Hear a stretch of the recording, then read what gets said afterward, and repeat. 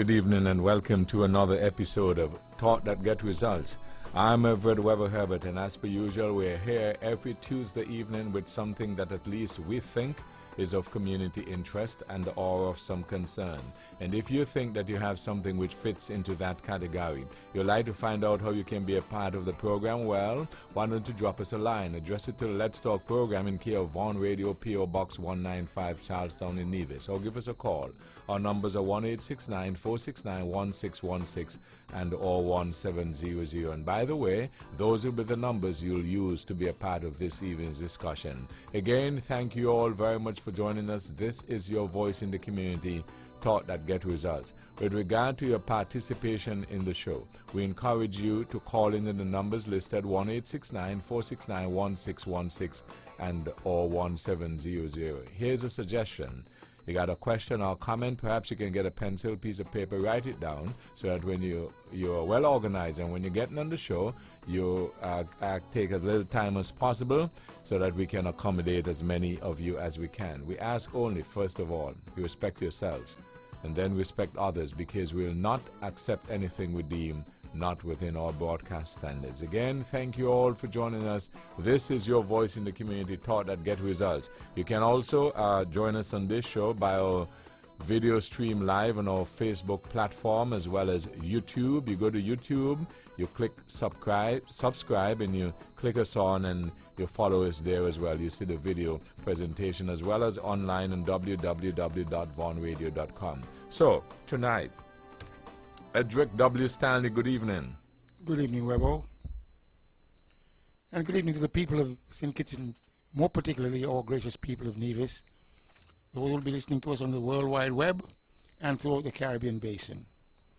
Of course, we always depend on our listeners to carry us through with the program, and of course this evening would be no different. Those of us who have listened to us over the many years, we must say how appreciative we are with reference to your participation, your attention, and ultimately your understanding.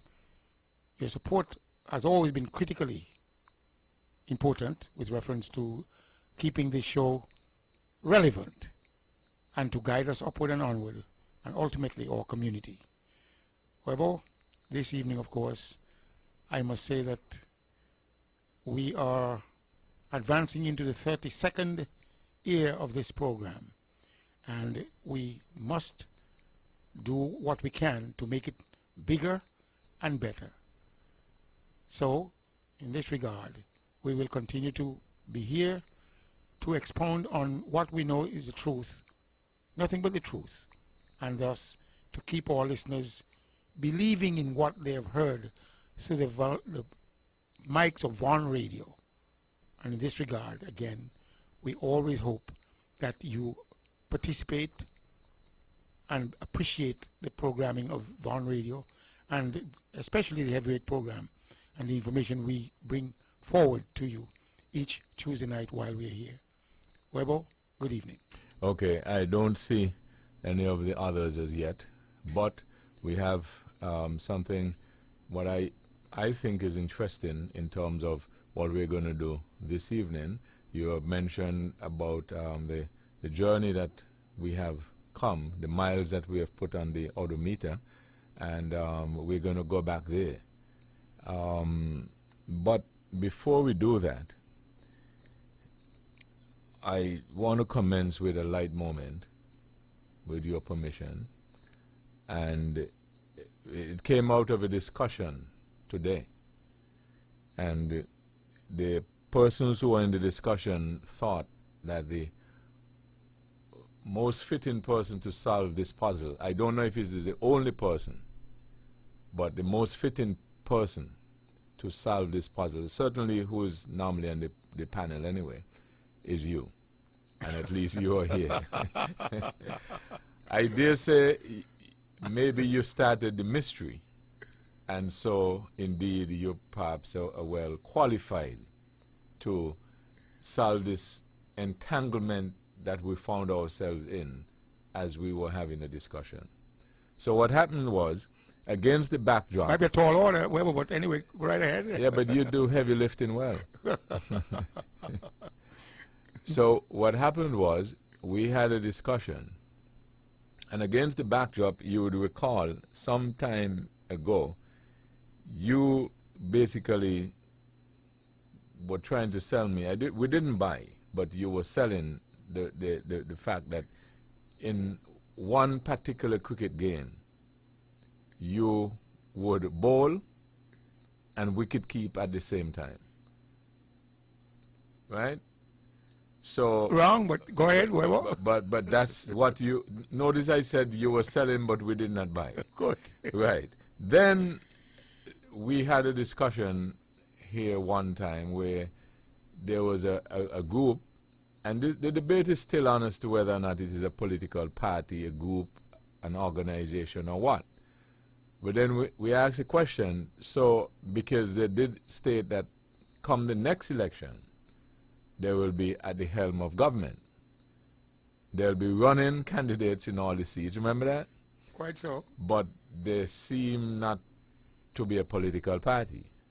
So the question was asked, so in other words, you are playing cricket, but you don't want to be called a cricketer. Remember that? We remember. Right. Quite so. So today I'm learning, and these guys are selling me this, but I didn't buy, that this fellow does not play cricket because he argues the ball is too hard. You know, cricket ball is very hard. However, he testifies that in an ordinary cricket game, he will field, he will wicket keep, and he will bowl. But he does not play cricket. So the only person I thought could entangle that so that I could understand is you. So explain that for me, please. Like I said, it's a tall order, Weber, and Yes. there are times when things are said, and let me remind the listening audience, there are times when something is thrown at you, and if you are off balance in terms of focus, you might attempt to interrupt your train of thought and go after it and make yourself quite confusing. But if you decide to stick with your game, focus where you are, and follow through, then you may not run into trouble. So when Weber bowled me that ball that time regarding the bowling and wicket keeping simultaneously. Can I interrupt just for a second? You can. But can. you would agree that's not what I'm focusing on, though. I just use that as a backdrop. True.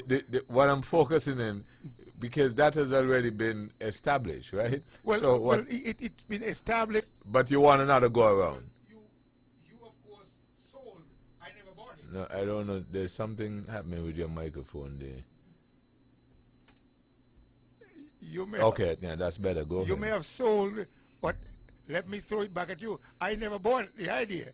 The thing Okay, is it's that better now. I agreed simply It's okay. because It's okay. in the essence of time and in the essence of the listening audience not to be thrown off, I said, oh yes, sure. Everyone knows, those who know the So you game. were not concentrating when you said it. My focus was on what I had in my head and to get it out to the people the way I wanted it out. Because if for some reason you get thrown off your game, which many times you have tried to throw me off of my game, which makes the show quite interesting, I have to be ready. And So I have the prepared. ability to do that. Oh, sure, sure.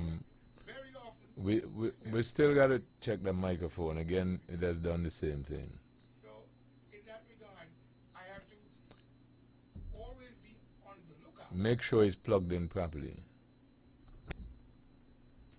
for a curveball coming from Weber toward me and to make a determination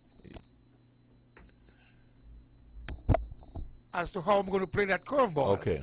Hmm. And as a result, when you attempt many times again to make the show quite interesting, to throw that curveball, I have to be fully aware as to how I'm going to play it, if I'm going to play it, or just allow it to go down the leg side or down the off stump. So That again, was one of those occasions. Oh, yes. Okay. Now, so on to the riddle at hand. So a fella says he does not play cricket, but he goes on to say that he fields, he wicket keeps, and he bowls.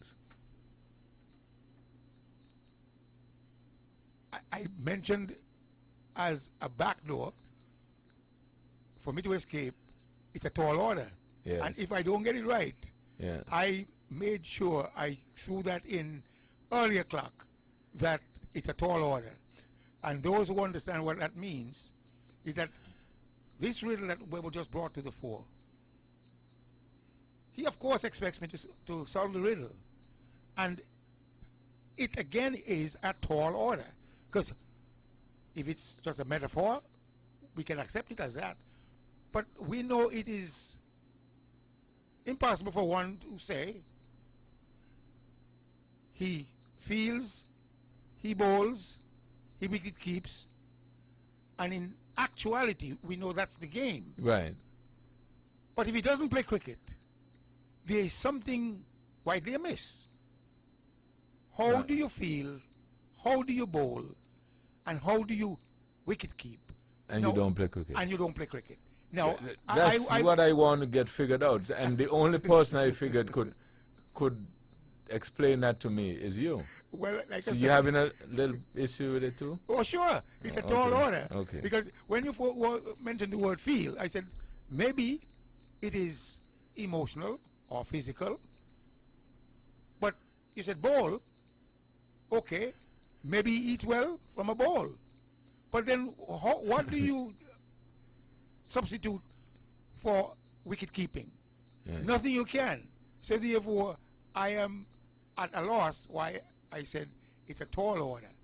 Because I have no relationship with being the wicket keeper. Maybe What when, must I replace the wicket keeping episode with? unless when he The said that, practicality of wicket keeping. unless when he said that he was sort of thrown off his game as well, and he probably was just talking.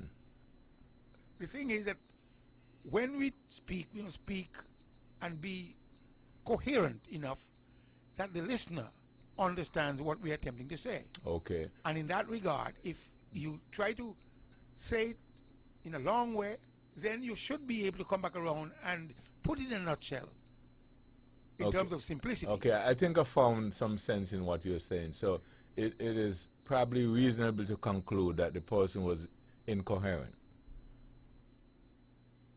I don't want to put it that way, but don't at the want to same put it time, that let way. us use that then, because that's the only way we can extricate him from his dilemma. Okay.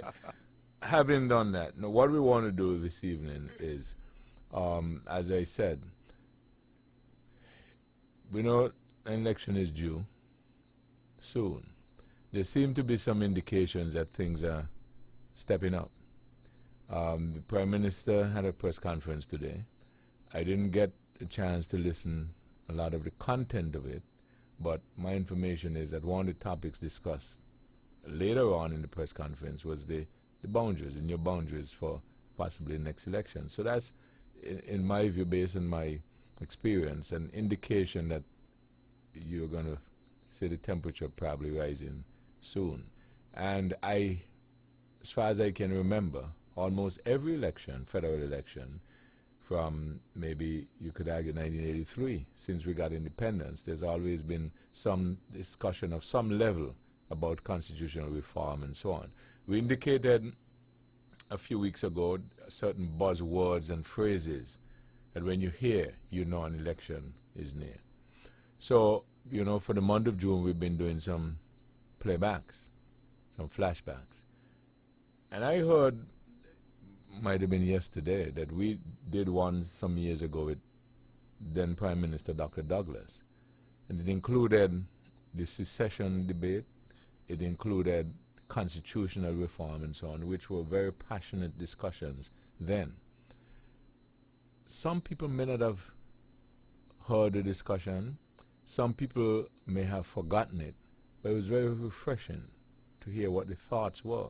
And it also involved, because you know, one of the main reasons why we went to that secession vote was the opening of the federal office. It was argued, allegedly, that was one of the reasons for that. And that came in to the discussion as well. And it will be interesting to listen to Dr. Douglas's take and opinions on these different matters. And more importantly, to hear what the thinking was then in terms of St. Kitts being apart, St. Kitts and Nevis being joined together, being separate, and so on, and what the thinking is now. So, for 30 minutes, we have 30 minutes, the first 30 minutes out of that interview, and then, Edric, we will talk on the flip side of it. I will. The Commission of Inquiry is a public inquiry into the affairs of the, I should say, the affairs, yes, of the government of the former 15 years.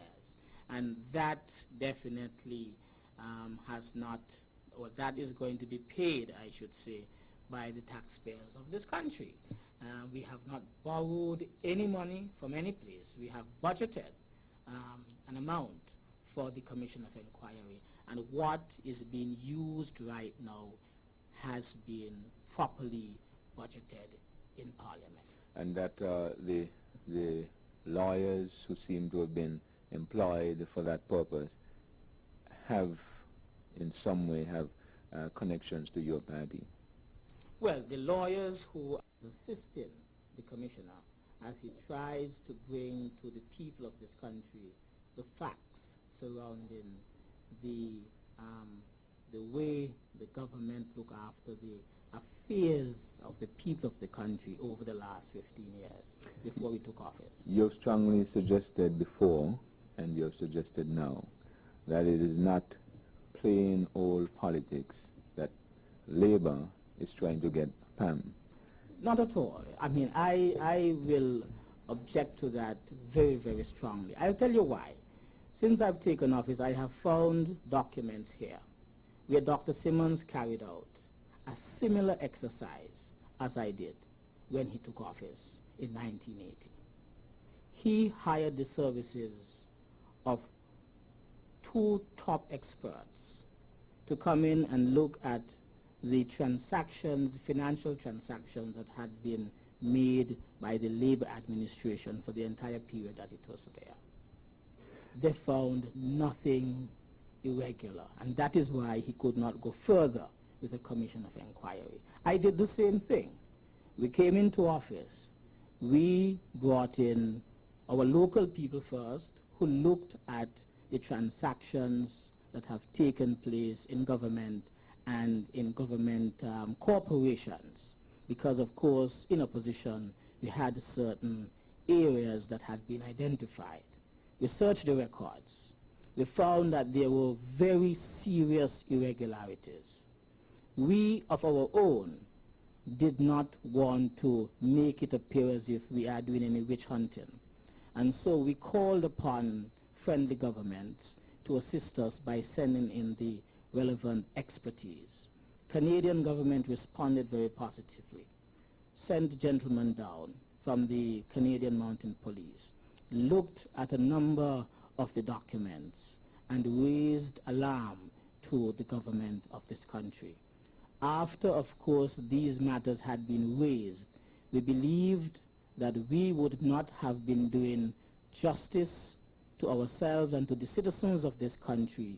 We would not have been in ourselves being transparent and giving proper account to the people of this country if we had buried those things up. And so we mounted the Commission of Inquiry. The thing though, Dr. Douglas, under that, if you're going to suggest that it was not Labour against PAM, as they're saying locally, and that it was rather the government over the frame of reference, maybe the past 15 years, and their performance, or lack thereof, if you will, how would you respond to the fact that none of the Nevis Reformation Party's ministers seem to be summoned by the Commission of Inquiry, and they were indeed ministers in that government as well? Well, I think, first of all, your question, I am not able to answer it completely because the Commission of Inquiry is still ongoing. I am not certain if there has been any area of irregularity involving any minister who now resides in Nevis or who was from a Nevis party. But I can assure you that if any of them has been involved in any irregularity as a minister of government or as a public person in St. Kitts and Nevis, they will be brought before the inquiry if it is the wish of the Commissioner and his councils. To the point that you had indicated earlier, which perhaps might be one of the difficult areas for your government, the relationship between St. Kitts and Nevis. Did you envision this maybe 28 months ago, that you'd be at this stage as far as the relationship with St. Kitts and Nevis is concerned? I remember interviewing you before you won the elections, and you had different hopes, if you will. Yes. I think that having won the election with a very clear mandate to review the Constitution, I thought that by now we would have really looked at the Constitution with regard to a reform and to amending it. Because I think all of the parties during the elections had agreed, especially after the 93 elections, had agreed that the Constitution needed to be revisited. Here's the difficulty, Dr. Douglas. Everybody agreed that it needed to be revisited. The problem is, I'm not sure whether or not it was always pointed out what needed to be revisited in the Constitution. And you, up to recently, your argument is constitutional reform might have, quieted things down a bit. Could you specifically point it out that if you were going to suggest that the Constitution be revisited, what are the areas you would revisit? Well, first of all, the areas that had to do with the relationship between St. Kitts and Nevis. My party believed then, and we continue to believe, that the relationship according to the Constitution was going to lead to this harmony. It was not going to lead to a harmonious relationship between the people of St. Kitts and the people of Nevis. It also spoke towards giving the people of Nevis the right to secede, and spoke nothing about giving that same right to the people of St. Kitts. It gave also, it gave sustenance to the development of a local government in Nevis. It spoke nothing about the development of a local government in St. Kitts. It therefore meant that, as we saw in 1993, the elected representatives from Nevis could continue to look after the affairs of Nevis without any difficulties, whereas they had to make an input in the formation of a government here in St. Kitts, and in fact the actual governing and administration of the country. That, we believe, needs to be revisited. It was important.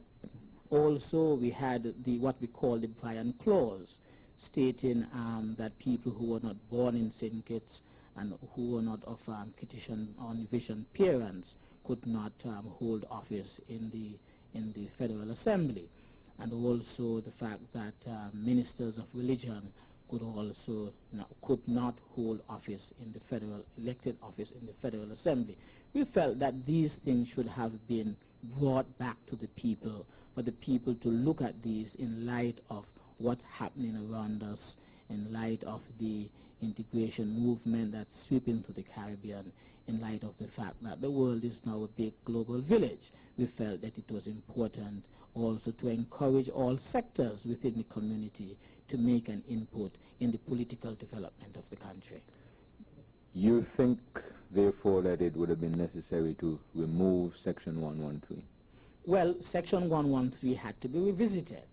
I don't know if you would want to remove it. My whole thing would be, yes, it would be ideal to remove it because it is not going to do the harmonious development any good if you're going to have a clause for secession, which is dismantling the Federation. I thought that what could have been worked out is how we could have a relationship, how we could build the relationship between St. Kitts and Nevis, not a clause that speaks to the dismantling of the Federation and therefore creating a disharmony between the peoples of the two islands. Some people credit the disharmony to personalities, yourself and Premier Emery. Had it not been Dr. Douglas, Prime Minister in 1997, had it not been Premier Emery, Premier in 1997, maybe we would not have been at this crossroads. The former Prime Minister, Dr. Simmons, charged that it is a direct result of not only your administration, but a Labour administration. Dr. Simmons should be the last person to speak about relationship based on the Constitution. I've had discussions with the British government officials since taking office. They were never in favor of that Constitution. They said, however, that the government of the day, the Simmons government, insisted that that is the Constitution that they wanted. So Dr. Simmons should be the last person to speak about harmony between St. Kitts and Nevis. Dr. Simmons had political short-sightedness. That is why he framed that kind of constitution. Nowhere in the world, I'm told by the experts, that there is, on the birth of a nation, a constitution that speaks about the dismantling of that same nation at the same time. It doesn't happen. Dr. Simmons, therefore, has political myopia, short-sightedness. And that is why he framed the Constitution. He framed the Constitution thinking that he would be in office for all times. That does not happen. This is a democracy. This is not a dictatorship. The harmonious relationship between the people of St. Kitts and Nevis could have been fostered and engendered from that Constitution. What my party is saying today is that we are for harmony between the people of St. Kitts and the people of Nevis. For those out there who think that there is some bad blood between myself and Premier Emery, I do not know of it on my side. I do not know if there is anything on his side. Funny thing, Mr. Emery says the same thing. There's nothing. Here we. Let's look at that statement, political short-sightedness. Dr. Daniel, who was the former premier then, about 2 weeks ago said in a radio broadcast, he complimented the Honorable Limor. He had suggested he had the utmost respect for him, and he cited the, I think it was referred to as the Green Paper, Right. which was the Labour proposals Exactly. at the time of that constitution that we're talking about. The irony is that Dr. Daniel was a part of that government and did not perhaps go along with that suggestion of the Green Paper then. He suggests now that it was the correct thing.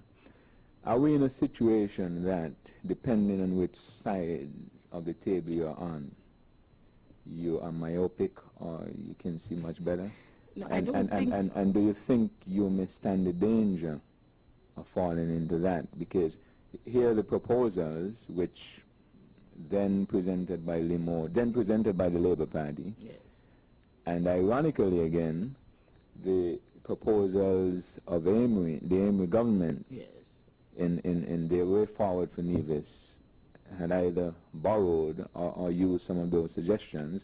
And the question is whether or not you now, your government, are now opposing those same... No. I am not opposing that. I don't want anyone to get me wrong. I am not in opposition to what Mr. Emery is doing. Because what Mr. Amory is doing is testing what has been written into a constitution. Don't get me wrong. I am for harmony between the people of St. Kitts and Nevis. I am for a federation. I am not for the dismantling and fragmentation of my country. Don't get me wrong either. I am not for any of those. I am for harmony and for continued good relationships and existence among the two peoples as one country. But I must say to you that I respect the Constitution. I respect the fact that the Constitution that was put forward by Dr. Simmons, in spite of the fact that Mr. Moore and all those who led the Labour Party at that time told him and told the British government it was wrong. The British government is now saying, yes, we knew it was not the best piece of Constitution, but that is what your government wanted. We could not even look at the proposals from Mr. Moore and the Labour Party. Dr. Daniel in London had agreed initially to those proposals that Mr. Moore had. But Dr. Herbert and Dr. Simmons persuaded him. You need to know what happened in London. They persuaded him not to agree because of what I called before political myopia, short-sightedness, and for political expediency, thinking that they would always be around to lead the government in St. Kitts. Most of the points that you have made or answers you have given to questions concerning the state of St. Kitts and Nevis at this given time. You suggest you will not stand in the way, you will respect the Constitution, but in my field, in my job, people still seem to read you in a hundred different ways. How can you perhaps say it a little more clearer as far as where the Amory administration is at with the secession that is in the Constitution? Most people suggest that based on the position of the Prime Minister, Dr. Douglas, if Mr. Amory continues on that path, it will be a total disaster for the Federation of St. Kitts and Nevis, and that the Prime Minister will not maybe stretch a hand to make sure that things can work smoothly. How does it... let's see whether or not you can clear it up in a layman way. Mr. Weber, I am for the enhancement of the relationship between St. Kitts and Nevis. I, at the moment, have the distinct honor and privilege to lead this country. I am proud of that. I see it as one country. There is no king who wishes to see the dismantling of his kingdom. Neither would I want to see the dismantling of this country. This is one country. We are one people. True, we are living on different islands, but we are one people. I am saying that I am for the enhancement of the relationship. That is why I set out very early to try to ensure that there would be a revisit of the Constitution through constitutional reform. I told Mr. Amory that from his very first visit after I became the Prime Minister. Give me the name of your representative who we can put on a three-man commission to look at the Constitution. Here's the stage we're at, though, Dr. Douglas. Mr. Amory has produced a draft Constitution. Yes. That's where, and then, of course, I don't have to tell you what the rest of the procedure in the Constitution of St. Kitts and Nevis are, what the other procedures are. So, practically speaking, you are for enhancement, whether St. Kitts and Nevis are politically joined together. You suggest we are one people, and you would want to see that go forward. Yes. Mr. Amory has suggested, and in Mr. Moore's green paper and the Labour's green paper, they had suggested certain treaties and cooperation of friendship and so on and so forth. Are you for that, given that these procedures continue? Once the people of Nevis have taken a decision through a referendum, through a scientific process that I would respect, we can then sit down and talk about what the relationship would be like. When people say that Dr. Douglas is going to make it rough and rocky, is that a fair comment? It is not a fair comment. Dr. Douglas does not behave in a petty way. I respect my position. I am the leader of a whole country. There are people in this country who support me. There are people who don't. But they are all my subjects. They are my citizens. Who am I? I'm not a god. Who am I to go and make things rough for some people? And that is what disturbs me. Because when I went over to Nevis to try to open the federal office, I mean, this is what I understood prompted the declaration for secession. I was trying to enhance that relationship. People were coming here to St. Kitts from Nevis. They were trying to see ministers of government. They were spending the whole day sometimes down there waiting, at least in my case. People were waiting on hours to see me. And I told my cabinet, this can't be right. This can't be right. We need to go to the people of Nevis. They shouldn't have to come down. So that the argument that it was an act set out to erode the powers in Nonsense. Let me give you an example. When I told Mr. Amory first about this office, all he told me was that he did not want a certain type of person to man the office. In other words, he did not probably wish to see anyone who maybe was his political opponent, because I think it had filtered through that a specific individual might be heading the office. I tell him, okay, just to ensure that there's no difficulty with you, I'm going to put a complete civil servant there. So there was no problem about this office initially. It was spoken to in the budget. In 1995 budget presentation, we spoke about the office, the financing of the Nevis office. Mr. Gishard, the Honorable Gishard, spoke and said he was glad that I was not now going to operate just as a Prime Minister for St. Kitts, but also for Nevis as well. It was supported. Nobody shut it down in Parliament when we discussed it.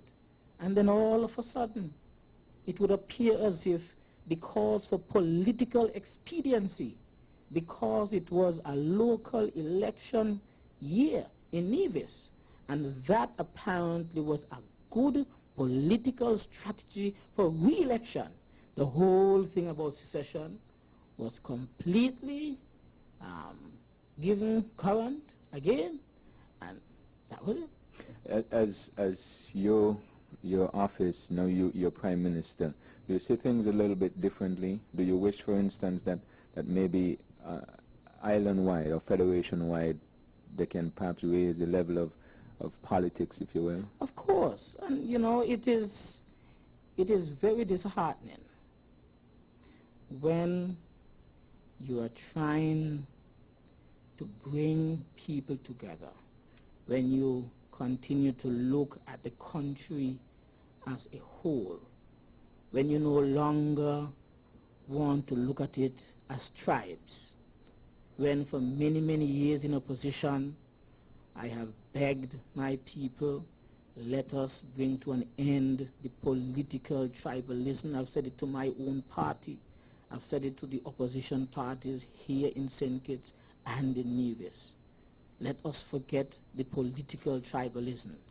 I must tell you, it is very disheartening when something dealing with the future of a country, the future of the lives of the people, nearly 45,000 people living here, is being sacrificed altar of political expediency.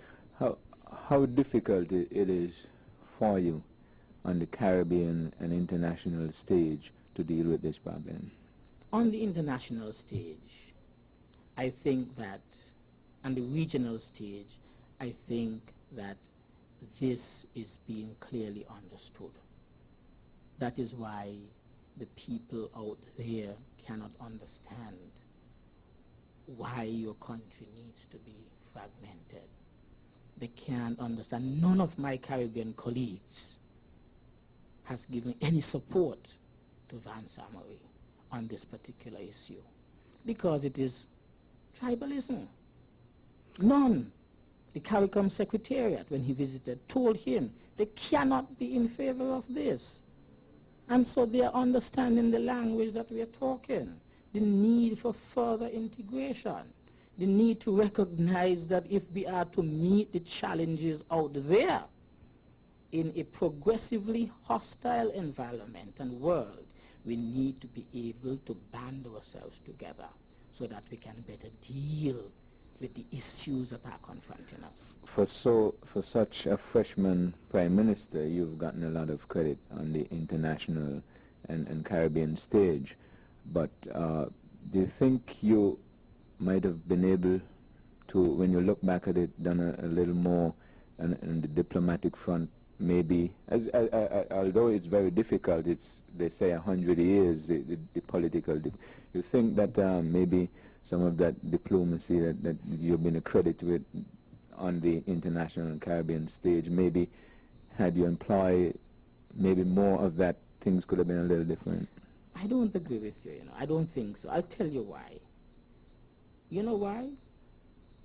At no time did I ever detect hostility coming from Mr. Amory, or let me put it this way, hostile disagreement coming from Mr. Amory. That is why I said one of the regrets that I have had was to take people at face value.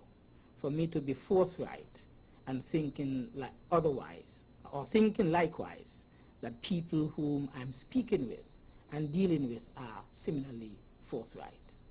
I have been meeting with Mr. Amory on a regular basis to discuss issues between St. Kitts and Nevis. We meet here, we meet in Nevis, and we meet when we go abroad. He's part of my team to the IMF meetings, to the World Bank meetings. He's part of my team to the CDB meetings. We go together. We use the opportunity when we are out there to have meetings. Dr. Douglas, finally, just as we wrap up though, we look at things practically. Nevis has been following the Constitution. It is suggesting that they may, if the referendum is successful, they may separate from St. Kitts and Nevis. Some people argue that, well, St. Kitts would have nothing to do with Nevis, etc., etc. You're the Prime Minister. You have suggested, well, things can work out. What's your vision as Dr. Denzil Douglas for the Federation of St. Kitts and Nevis, both A, as Prime Minister, and B, even if you were no longer Prime Minister of St. Kitts and Nevis? What's your vision for St. Kitts and Nevis in that aspect? A, as Prime Minister. B, maybe you've served your term, maybe you're satisfied you've made your contribution. As a federation together, and the probability or the possibility as two separate islands. I am totally, my vision really is totally for us to be able to live at one people. But I'm also aware of the political realities. I am aware of the fact that secession is an emotional issue, and therefore there is no certainty as to how this issue would really end. But my vision is that my children, the little Douglases and the little Webbers, should be able to interact with each other as Kittitians, Nevisians, without any rancor and disharmony. I believe that our people should be able to share whatever there is in both islands, that we will not have any civil war over borders, that we will not be bombing up bridges and acts of sabotage because we happen to live in one island and not the other. I want peace and harmony. I want to see the area, St. Kitts and Nevis, and the greater sub-region, the OECS, and the wider Caribbean region, CARICOM, being an area of stability, where people would be encouraged to come in, especially as we move closer and closer to free trade. And they would be able to move their capital, move their investments and support opportunities from one area to the next in the region, so that we here can be one big family without any disharmony and any rancor. I see the future being brighter in this way.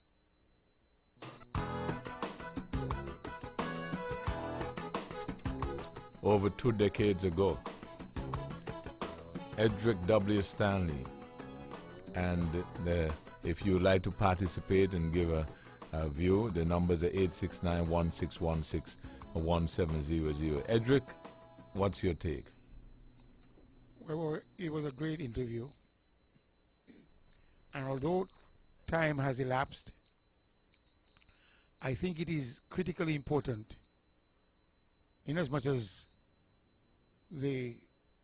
on the horizon, seemingly another election will be coming, for you to have another interview like this with Dr. Douglas.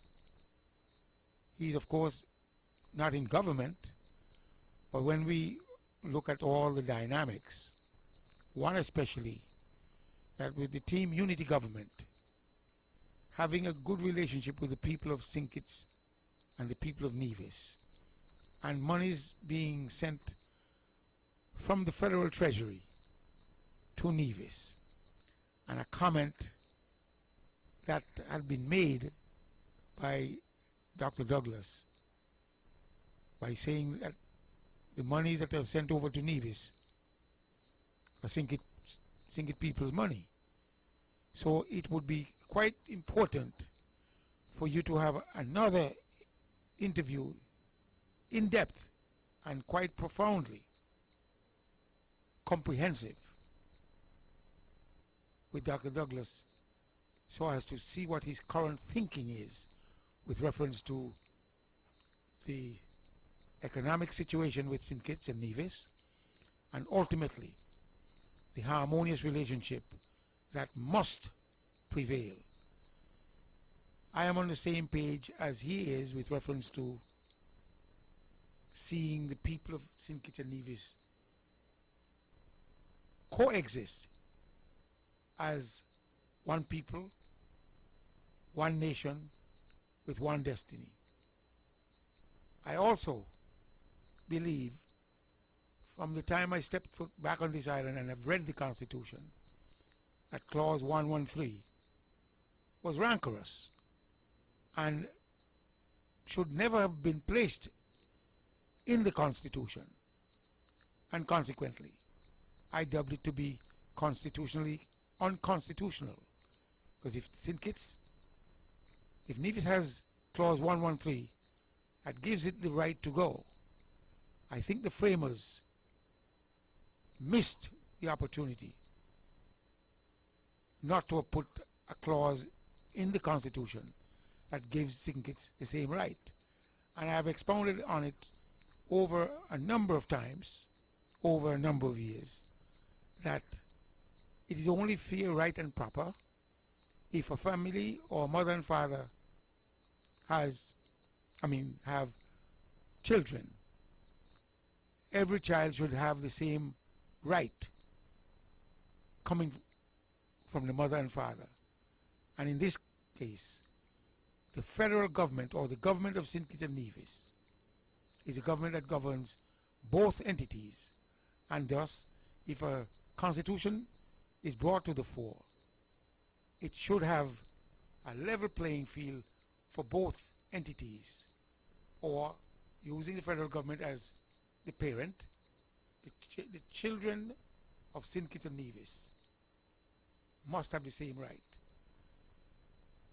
It is again critically important for you to make a concerted effort to have another interview of Dr. Douglas to find out what his current thinking is and to see if he gives credence to the working relationship between St. Kitts and Nevis under the Team Unity government, which has been put together by the current members of Parliament, meaning the CCM members, the PAM members, and the Team Unity member, to see if he concurs with the framework, because I think, if I'm not mistaken, if my memory serves me correctly, that he had predicted that this concoction would not work. But so far, it is going into the fourth year, maybe the fifth, and it's been working well. Nevis has benefited from the arrangement, because when we look at our roads, and it is believed that a certain amount from the federal treasury has been earmarked and in fact spent to rehabilitate the roads of Nevis. And I must say, quite a fine job being done to the roads of Nevis. And therefore, we don't have that thing where our civil servants are not being paid. So there's a good relationship between the two entities, St. Kitts and Nevis. Let's get some people who would be calling in who may have listened and see if they concur with what I've just said. I believe the Constitution needs to be reformed. There are areas in there which need to be reformed. Now, you say that once you hear about constitutional reform or constitutional review, it means that an election is on the horizon. But we know an election is on the horizon, although these may not be the buzzwords. But one of critical importance is the residency requirement. And I think that bill is before Parliament. I'm not sure if it had had its third reading, but that's a critical matter with reference to the relationship with regard to the upcoming elections. So even boundary changes, that's another area which is of critical importance. And on the one hand, one side would agree with it, and on the other hand, the other side would disagree with it, simply because it may not be politically expedient for it to go one way that doesn't help the party that doesn't like it. So with these buzzwords, boundary changes, residency requirement, maybe constitutional review, maybe election review, as the case might be. But I think the more important two are boundary changes and residency requirement. Will they happen? We will see. But I would say that any sitting government, based on how the political dynamics are, would work with the numbers they have in Parliament to ensure that things remain in their favor. If they do not work to do these things, they will be operating at their own peril. It is not easy to know how you can manipulate to sustain yourself in power and allow it just to slip by simply because you might just want to bring about a level playing field. Whereas that might not be it may not be the same idea of the opposing side. The government has all the levers of power, and I am almost certain Must I go forward and say with great certainty that they will use all the levers at their disposal to ensure that they remain in power? Well, maybe I should. But at the same time, would it be advantageous for the peoples of St. Kitts and Nevis? Well, we recognize that Team Unity has been doing a relatively good job with reference to governance. Not everybody is going to be happy, because there are certain people who see the glass half full and some people who see the glass half empty. And those who see the glass half full, which would be a positive, would continue to propel the idea that the Team Unity government is working in the best interest of the peoples of St. Kitts and Nevis. I would leave it here for now, Weber. Yeah, but I just wanted to mention, Edric, you've stated a couple of times that maybe we ought to do maybe a follow-up of some sort, in-depth, wide-ranging. In fact, that was not all of that particular interview. We covered other topics and so on. That was a section of it, but it was quite comprehensive. Yes, but it was important to play it as well, so that people would understand that historically, yes, it used to happen, but the landscape has changed. And if you realize that you hardly would get our leaders to agree to those type of interviews now, because but have you tried, Remo? yes. Okay. But what is happening is, and these are facts, most of the leaders and the politicians, they either have their own media, their own shows, their own press conferences, which are sometimes controlled in a sense, and so on and so forth. So it is basically, a different sort of setup. And my preferred style is to be able to ask questions and do the follow-ups. That is where you sometimes can get the real truth out of something. But if you go to a press conference and so on, and you're asked to ask 6 questions, you can ask 6 questions, 2 or 3, 4, 5, and then you sit down, and then the person answers, and there's no, possibility of follow-up, and so it's different. So that happens a lot, and so that's sort of in response to what you're basically saying, in terms of getting back into those sort of things. And then the other thing is, again, people sometimes, as I said, choose different avenues which will be more customer friendly, so to speak, to them to get their message out. Well, the thing is that the politicians recognize that they have to get their information out. As a result, they have decided that they're going to create their own medium. And so that medium, they control the information that is being disseminated. And they're not in a position sometimes, or they do not put themselves in a position sometimes to that medium for them to be questioned. You can trust, but you have no way of verifying what in fact they should have been saying. They have their own talk shows, and that is by no means an accident.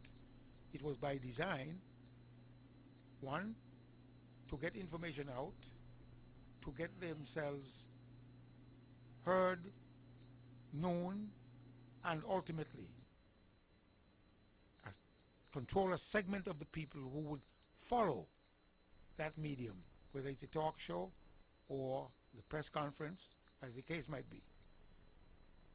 This, in fact, is a system where they, in fact, control it, and the listeners have very, very little control over the manipulation of the information. So you can't blame them. It is designed for re-election purposes, and it has worked. Not to say that it would bring about popularity of the, let's say, the opposition on the one hand, or advancement of the government on the other hand.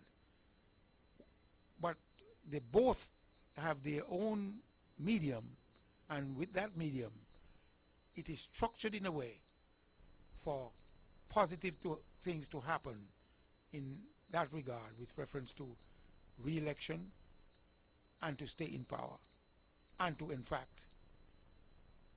keep the opposition on its back foot. But you agree that it's both sides. But both sides, but at the same time, and you know, the government, because the government does have the upper hand, simply because not only has its avenue through which it disseminates information, but it has the power of the purse to create employment or the lack thereof. Dr. Douglas spoke about political tribalism, and we know how that works. Those who are in power, they use the power of the treasury or the purse strings to ensure that certain people get employment, preferred employment, and those who are in opposition, they would stay in the cold for or until they figure it out to get back in power. But you understand what I'm saying, though, in terms of the suggestion that you made that we can do, that it is not impossible, but how difficult it is to go back and get these things done, because you know it is the same thing with having debates among the leaders. You know that we did them before, and we would like to think that as a consequence it was beneficial to the population. But not to the person who being interviewed. but that's why I said to the populace as a whole, but not to the person, because I believe that Dr. Douglas, and I did hear him say, although it probably might not have been a preference, it made him stronger, because when you're made to be more accountable, and that's it. But once you now have the leverage to present your own message and not be cross-examined, or choose who will cross-examine you, and so on and so forth, is a different ball game. Well, we know it's a different ball game, and they will try to avoid being placed in a situation where they are asked questions and they have no idea what those questions would be and from whom. And therefore, because they have their own medium, they will tell you, look, I don't need to have an interview with you or by you, because I have my own system to disseminate information to the people who are favorable to us, or to me and my party or my organization or my team, as the case might be. So it is not impossible, but those who feel that they have an obligation to be forthright, to be honest, and ultimately to gain the confidence of the people, will be bold enough and say, bring it on. I will submit myself to an interview as the comprehensive and in-depth one you've had with Dr. Douglas. And if they have nothing to hide, nothing to be afraid of, then they'll... Okay, let me take this, Edric. Good evening. Thank you for holding. Hey, Edric. Yes, sir. Oh, shit. Yeah. Continue, Mr. Stanley. So in that regard, if I were there, I would say, well, even though I have my own medium, I still want to reach those people who would not listen to whether it is Choice FM, Von Radio, Ziz, as the case might be.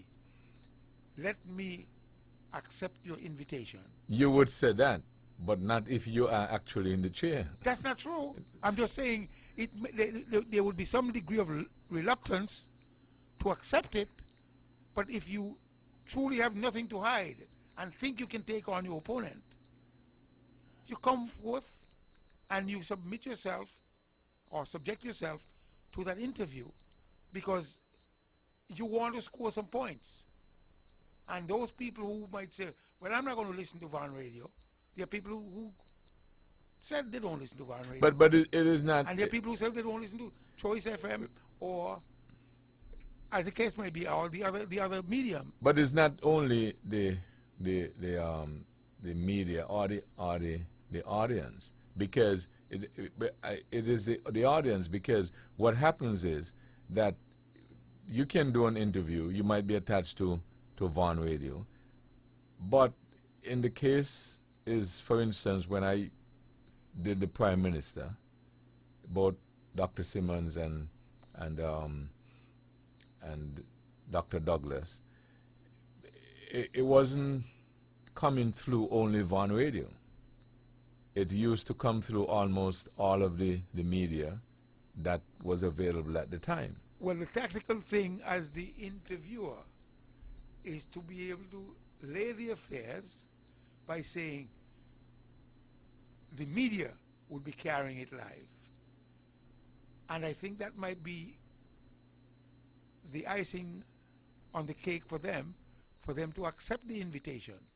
Look, you're going to be on live radio and television, and all the entire media will be carrying the information. Except that the avenues that are chosen now, they do have all of those outlets. You agree with that? Well, yes, they do. Right. So how would you use that to persuade and entice? I'm just saying it's in the best interest of the people to hear what the opposition leader or the opposition party has to say. But And it would be in the best interest of the opposition leader to use the media, the entire media. But they're using it. The Selectively. issue, yeah, the issue is not to get their message out or to get the use of all of the media. They do. But the question is, the issue is the different challenges. You see what I'm saying? Well, Because I- it's a difference sometimes if a person is cross-examined by A as opposed to by B. Do you agree with that? I agree. You don't know who's going to bowl you a hard ball, but it is very likely that you might get quite a number of softball. And out of the blue, there's a blindsider. You get one that comes which you never expected.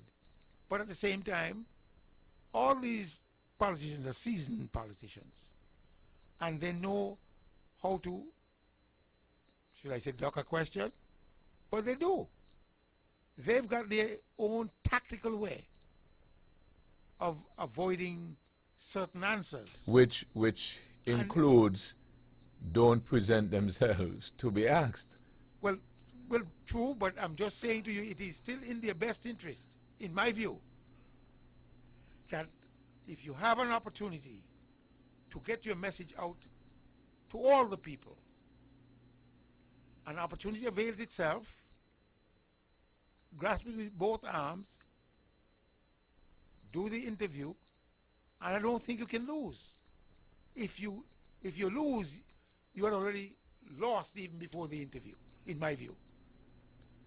But I could mention, these people are seasoned politicians, seasoned public speakers, seasoned orators.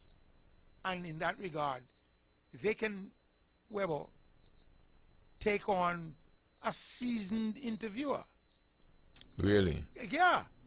And sometimes it would be left up to interpretation based on ambiguities. Well, let me ask you this. If the theory that you just outlined is correct, why are we not having those wide-ranging, in-depth interviews? You think it's the lack of the media houses and so on not making an effort?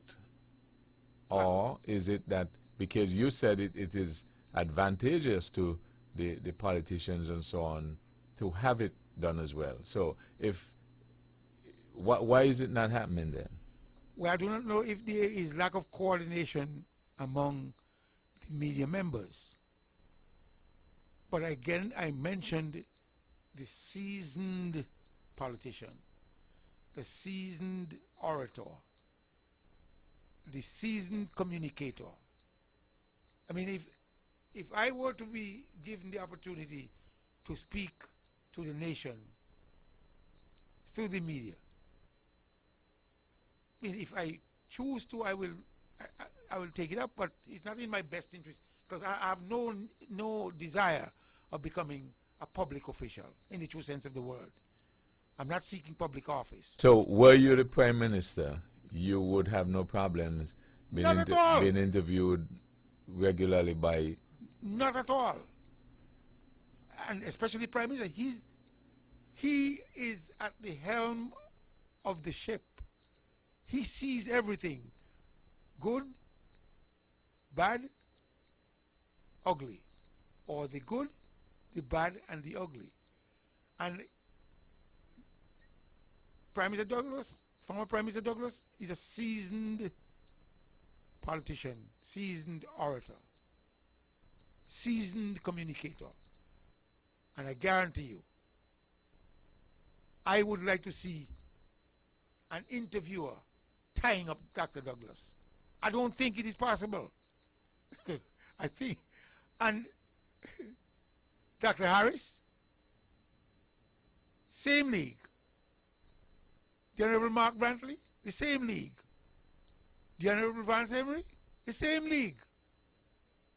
And Dr. Simmons now, he is in great retirement. But they all, in my view,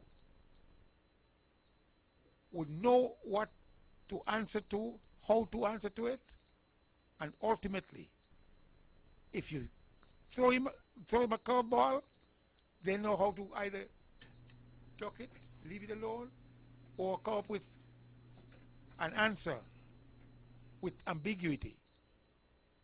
It's just my feeling, based on the fact that I know all these leaders. They've got the experience. And I yet to see a Sam Donaldson around here, a real Sam Donaldson. You understand me? So you think that they perhaps are waiting for Sam Donaldson in order to have these regular interviews? No. So They would avoid a Sam Donaldson.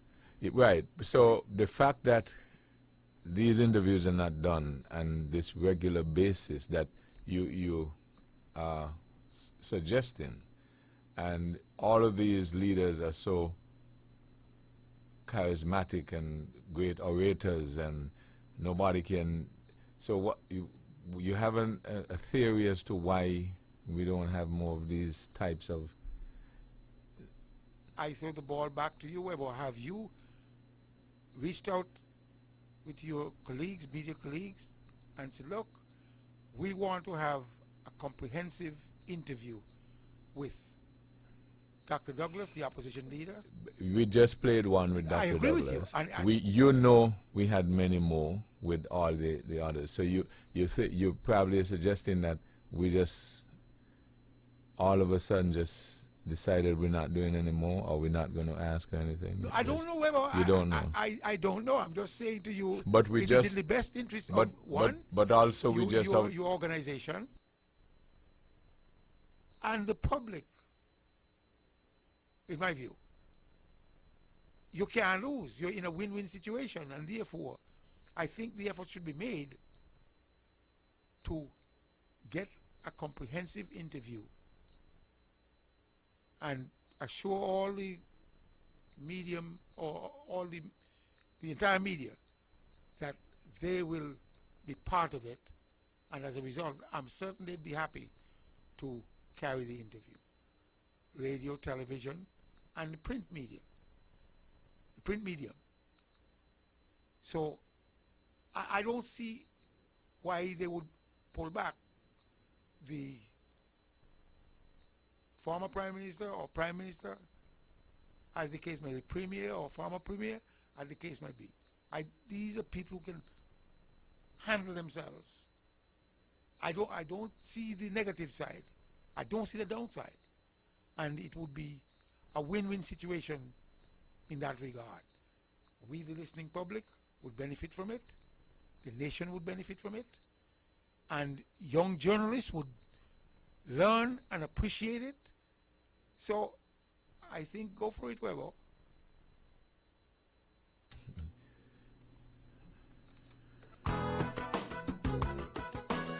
this is Thought That Get Results.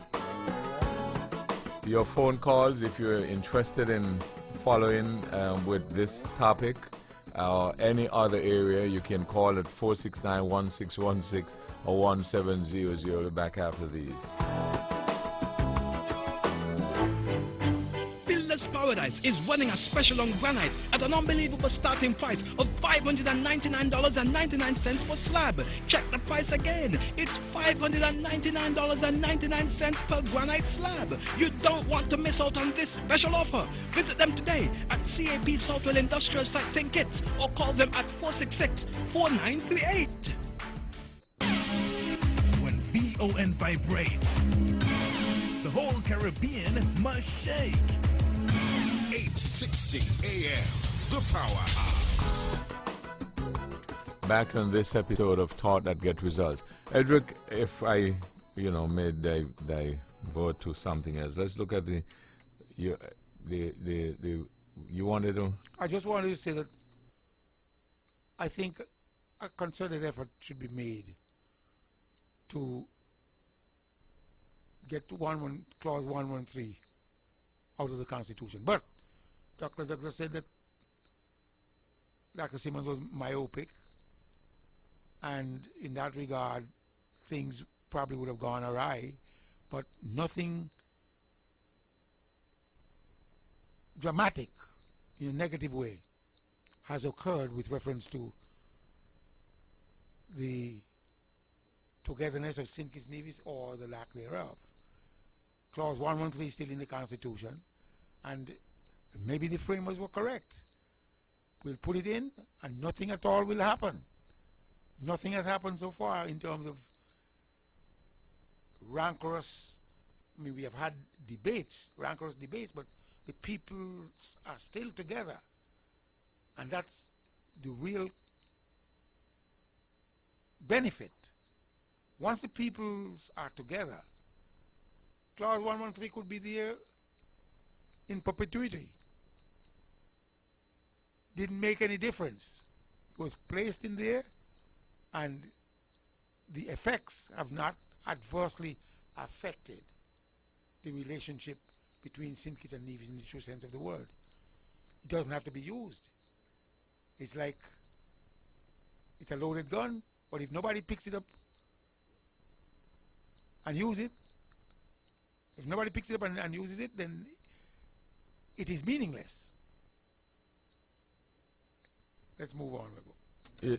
You see, one of the questions, if you remember, that I had put to Dr. Douglas, and is a question, and it was interesting listening back to it, because it is a question that I keep asking through the years under different topics.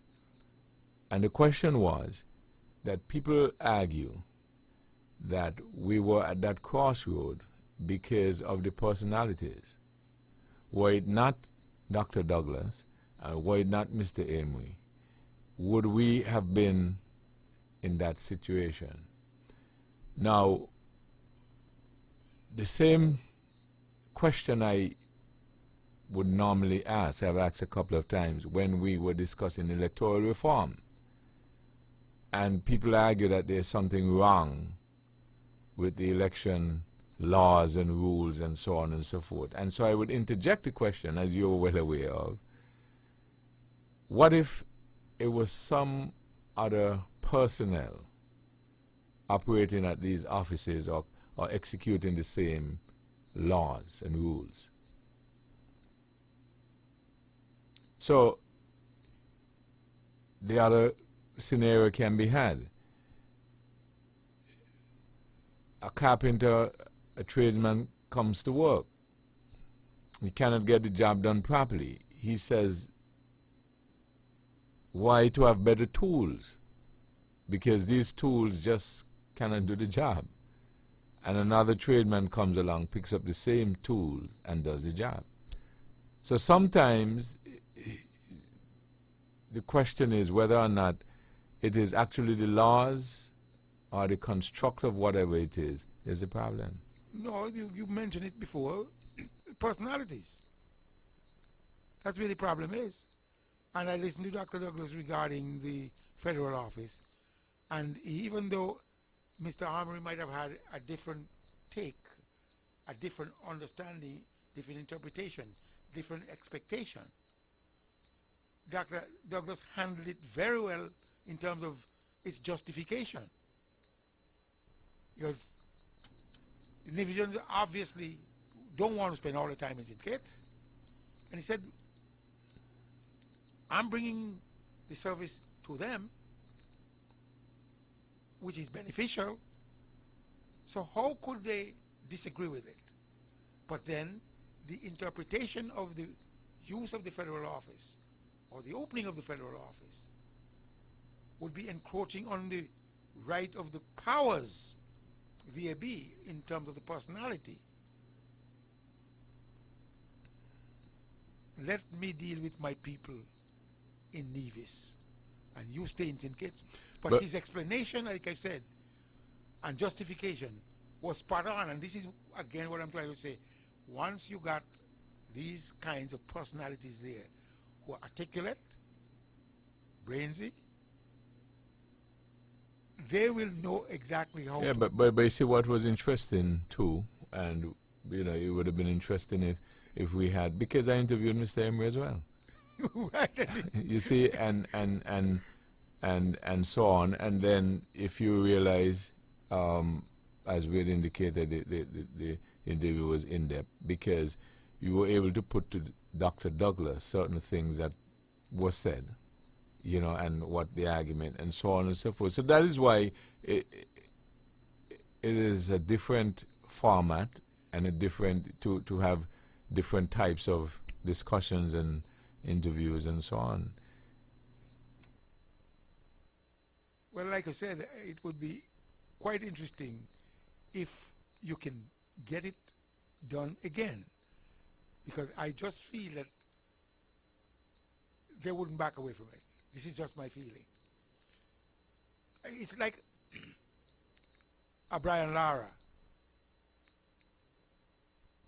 Those people who know their game, they play their game very, very well. So we will make a concerted effort. It would be to the great benefit of all the peoples of St. Kitts and Nevis. And to the media would have gotten its pluses. Okay, I wanted to engage you though in reference to the U.S. You know, the elections and so on and so forth, because there are a number of people, pundits and analysts and so on, who, in terms of the impeachment or the non-impeachment of President Trump and so on and so forth, and you watch that whole political play, and there's some people who argue that President Trump can well get a second term, because how did the Democrats play the cards that have been dealt them can make all the difference. Well, it is dependent on the American people. And when I say that, I still believed that it is divine intervention that caused Trump to be in there. And it is revelation in the book of Daniel. That exactly what's happening now with Putin, Trump, the Ayatollah, Brexit, it is revealed in the book of Daniel. Now, I personally feel that Trump is not going to get a second term. The commission, the inquiry that is going on, based on the Mueller's report, everything is in that report that's supposed to force Trump out of office. There's no question about it. So many lawyers, and going beyond lawyers, prosecutors, who said he has committed impeachable offenses. And these are people who are students of the law. They know the law. And they are firmly entrenched with reference to impeachable offenses that Trump has committed.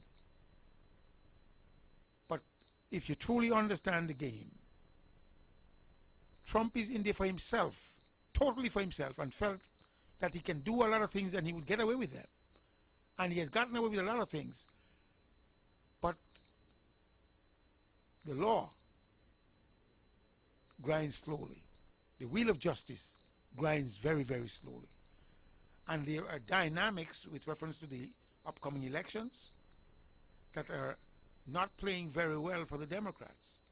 But I think they have got a good hand of cards with the expectation of getting Trump out of the office of the presidency.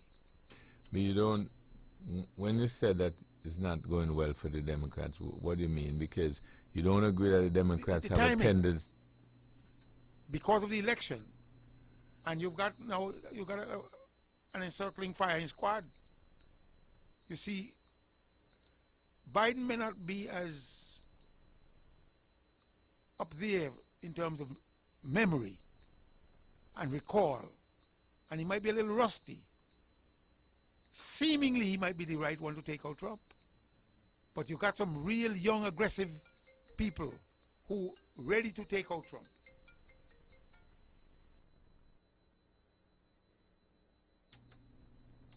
If you were to look at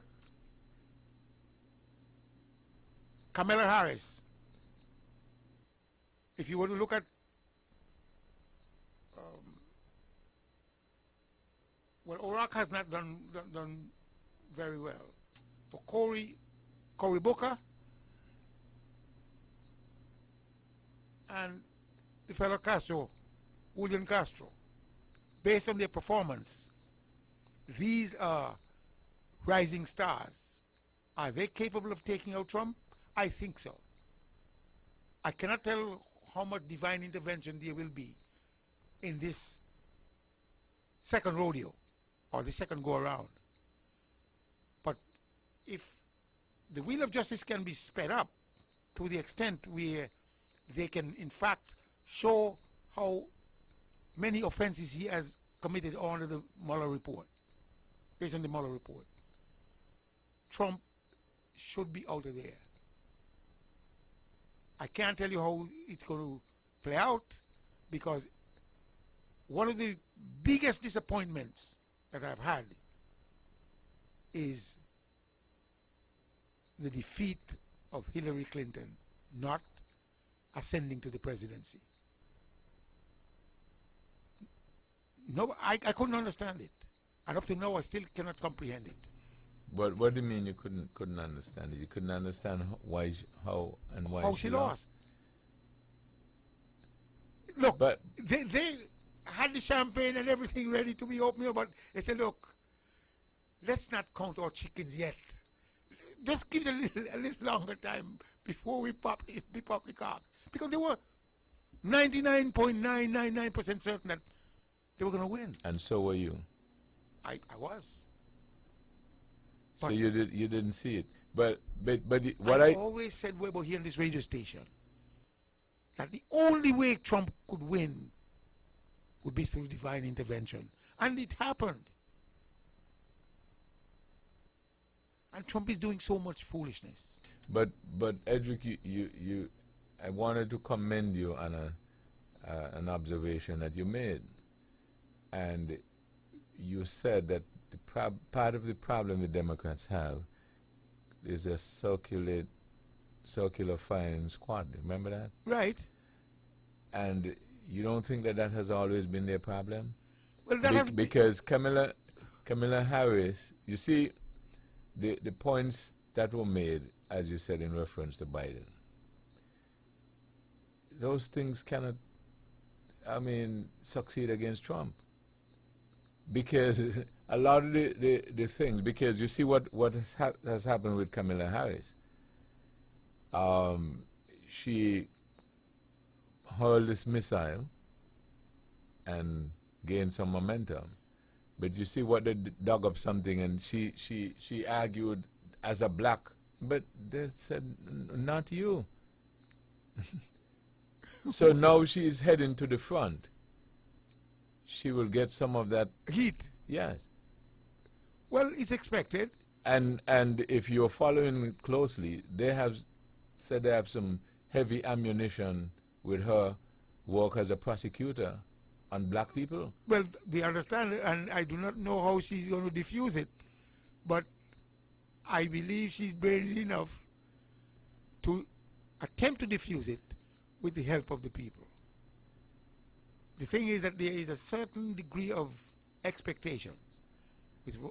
So many people want to see the back of Trump. And they might just swallow hard and say, look, all right, she really messed up our people. But anyway, we still give her the vote just to see the back of Trump. When you look at the lesser of two evils, I think she might be the lesser of the two evils when it comes to the black race. Yes, she'd be the lesser of the two evils. Because what's happening, if you were to look at, there was an interview by one fellow who says that the United States, as a country of whites, back in 1975 or so, 80% of the country was white, but now it has dwindled to the point where they're beginning to lose that percentile amount, and thus they have to begin to look at what Trump is saying. Okay, just let me take this. Good evening, thank you for holding. Good evening, thank you for holding. Okay, go ahead, Edric. Call it. Okay. Good evening, thank you for holding. Hello, Weber. Yes. Good evening. Good evening. Leading up, good evening, Mr. Stanley. Good evening, Honorable. Leading up to the last presidential election in the United States, I called your program and I told Mr. Stanley, my good brother, do not be surprised if Mr. Trump wins the election. I'm calling you now again to tell you, don't be surprised if he is re-elected, okay? You're on record. Okay, my brother. God bless. But you gone too fast, man. You gone too fast. You want me to say now? You gone too quickly. Okay, talk to me. I'm just saying to you that the dynamics have changed. In the first election, which you have historically predicted that Trump would be there. No, I didn't predict you would be there. I just said don't be surprised. Well, it's a prediction. It's a prediction because I was surprised. You understand?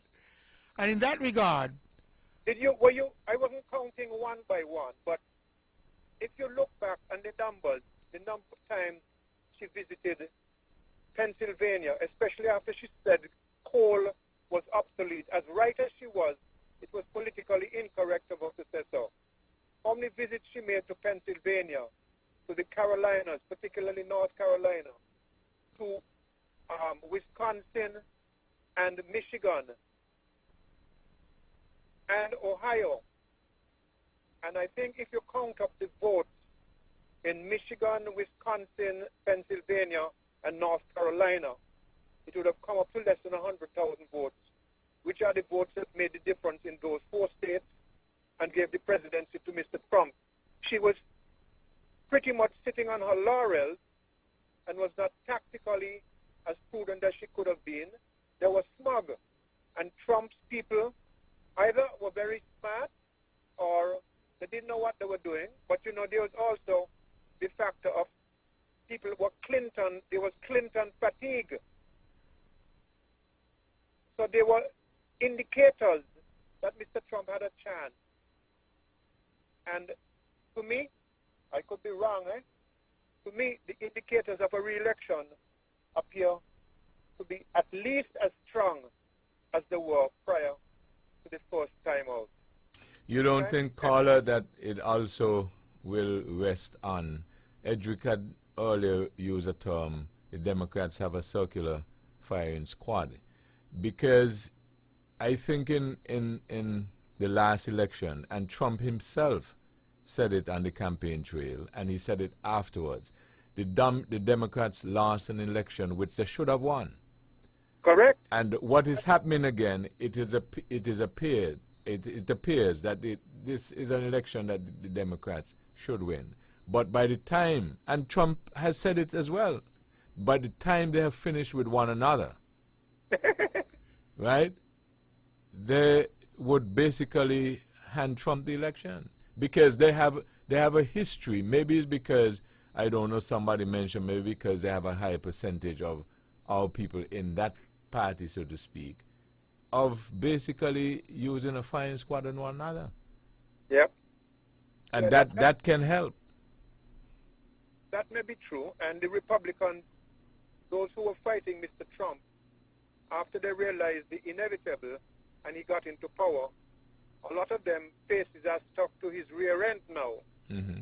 And they do his bidding, you know, very fawning and obsequiously.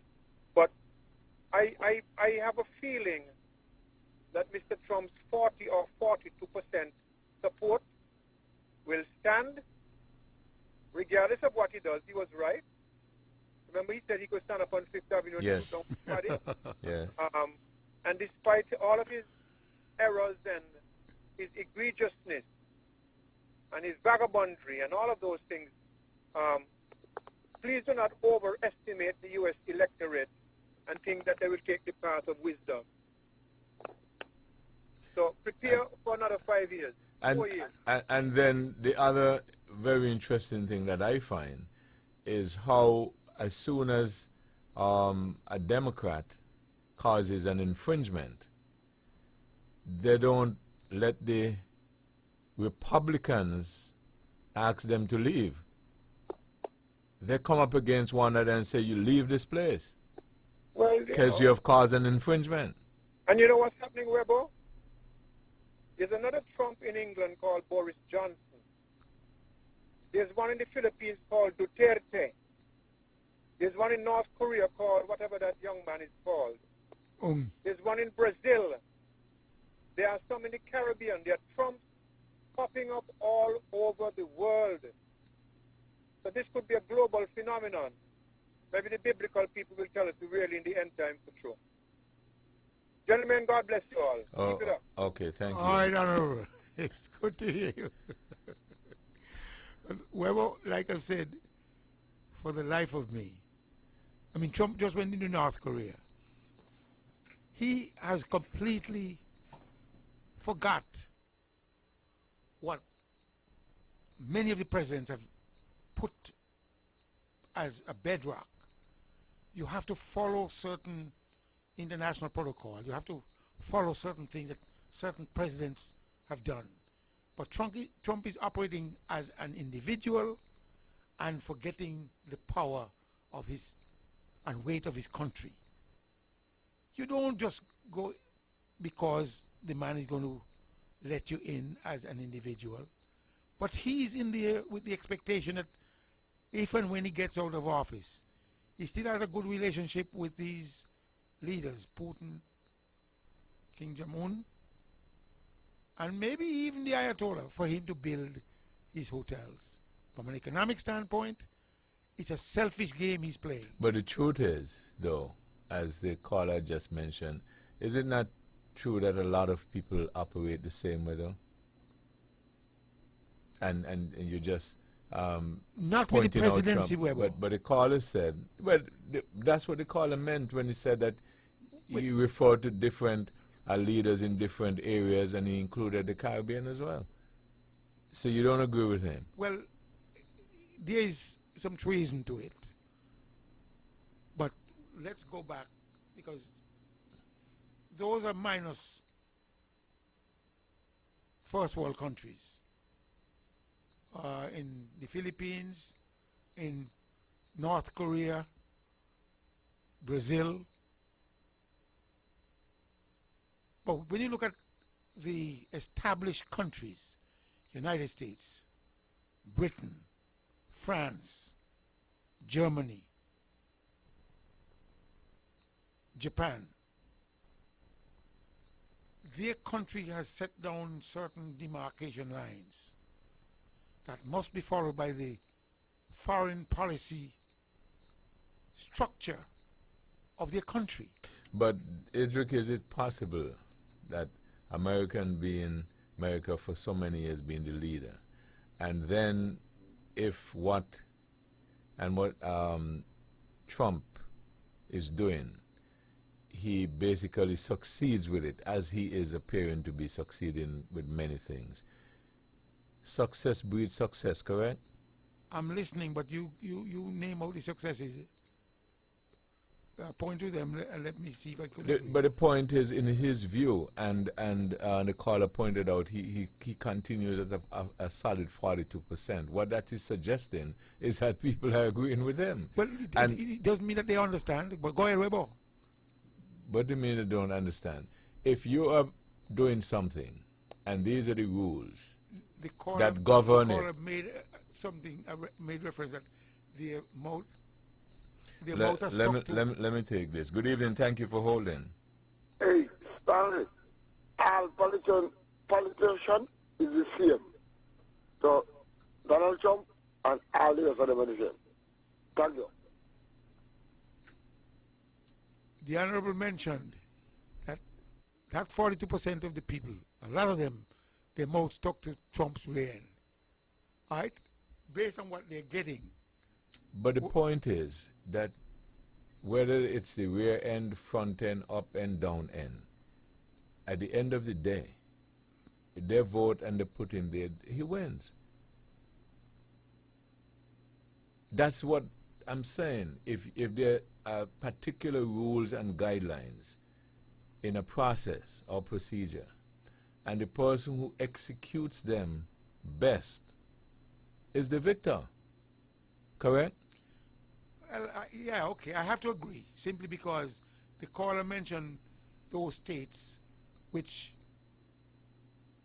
Clinton fatigue brought about the tiredness of Hillary, and as a result she did not revisit. But I don't know if he meant physical fatigue. It was both. I mean, physical and political. But I more it was physical and political. Thought that he meant the because plus there's a famous political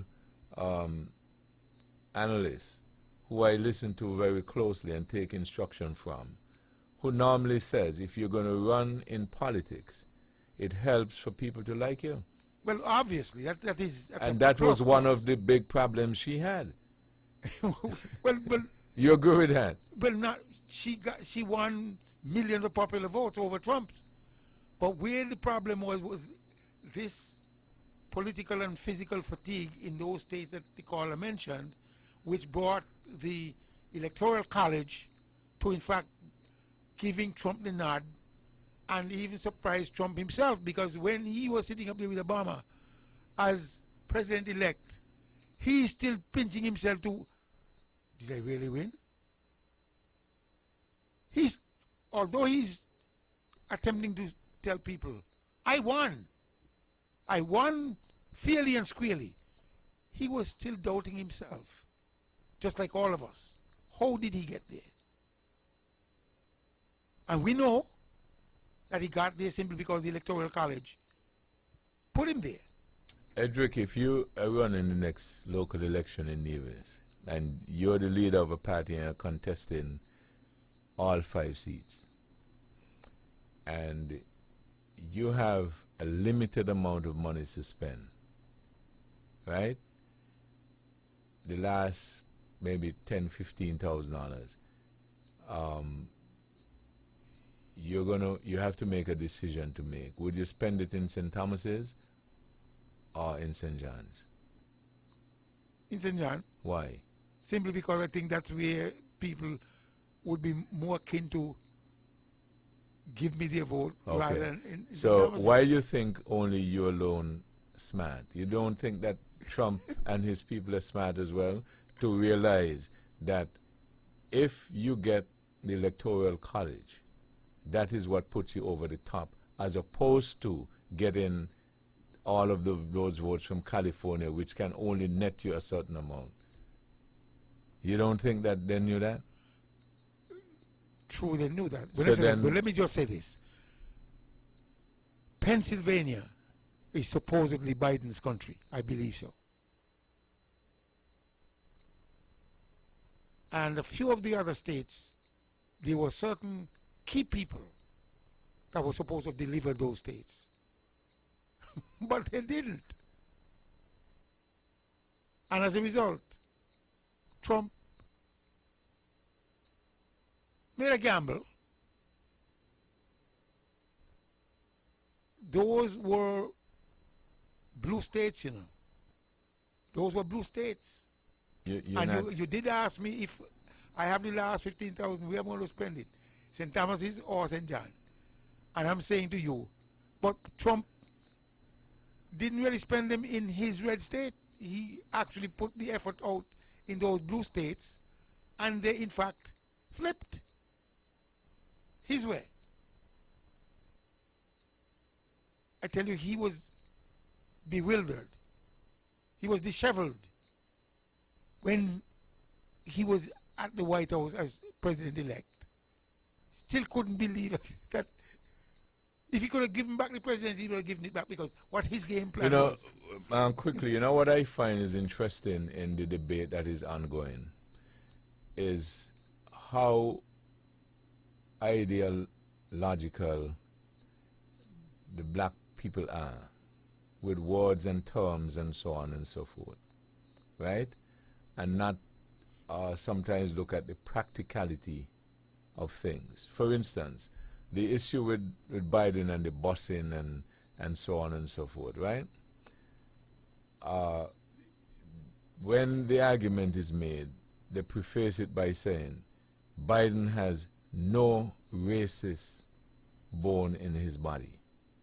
But he made a comment and he should not have said it that way. And that's a big issue. Well, here, I think